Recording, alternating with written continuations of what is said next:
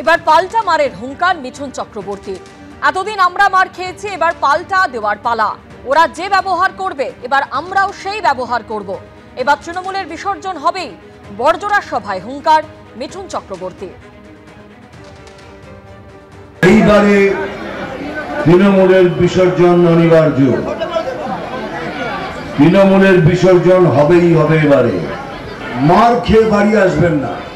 ওরা যেভাবে আপনার সাথে ব্যবহার করবে ঠিক সেইভাবে আমরাও তাদের সাথে সেই ব্যবহার করব।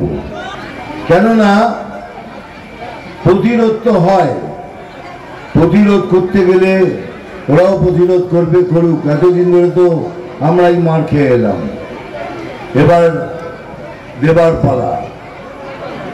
সেই জন্যই বলছি, যারা যেভাবে ব্যবহার করবে আমরা ঠিক সেইভাবে ব্যবহার করব। আমার দিদিরা বসে আছেন, বোনরা বসে আছেন, এদিকেও আছেন সবাই। এদিকে সবাইকে বলছি, যেভাবে লড়ছেন সেইভাবেই লড়বেন, লড়াই যেন ছেড়ে দেবেন না। ওরা সেই হিন্দি বই বাংলা বই উনি করে করে অভ্যস্ত হয়ে গেছেন নাই, তাই উনি এই ধরনের ভাষা বলছেন। প্রকাশ্যে মঞ্চে মারের বদলা মার, এটা আমরা বলতে পারবো না। আমাদের নেত্রী বলেছেন বদলা নয় বদল চাই, সমাজটা পরিবর্তন চাই। মার দিয়ে নয়, ঝগড়া করে নয়, ইচ্ছা করে নয়, অশান্তি করে নয়, মানুষকে বোঝাও, উন্নয়ন করো, সেটা আমাদের নেত্রী বলছিলেন। আর মিঠুন চক্রবর্তী কি বলছেন না বলছেন তার উত্তর তো আমি দেবো না, কিন্তু আমি এটুকু জানি যে ইনি রাজ্যসভার সদস্য ছিলেন মমতাদির দলের, তৃণমূলের পরিবারের কোনো গন্ডগোল হয়ে যাওয়াতে বিজেপিতে যোগ দিয়েছে। আর ওনার কোনো ফাংশন নাই। বিজেপি যারা রয়েছেন তারা যদি 10টা বিজেপি হয়, টুকরো টুকরো অবস্থায় নিজেরাই নিজেদের দিক দিয়ে ভাগ হয়ে বসে আছে।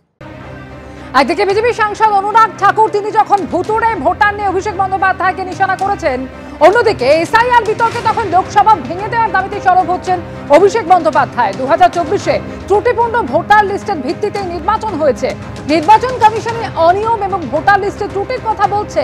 স্বচ্ছ এসআইআর চাইলে সবার আগে লোকসভা ভেঙে দেওয়া উচিত। কেন্দ্র কমিশনের বক্তব্যের সঙ্গে একমত হলে এটাই প্রথম পদক্ষেপ হওয়া উচিত।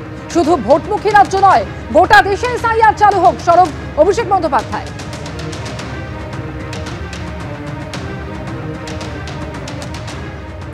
গতকাল এই লোকসভা ভেঙে দেওয়া নিয়ে কি বলেছিলেন অভিষেক বন্দ্যোপাধ্যায়, শোনাবো।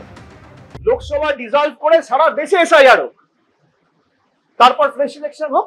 আপনারা দৃষ্টান্ত স্থাপন করুন না, বিজেপি শুরু করুক না, আমরা সবাই ডিজাইন করব, কোনো অসুবিধা নেই।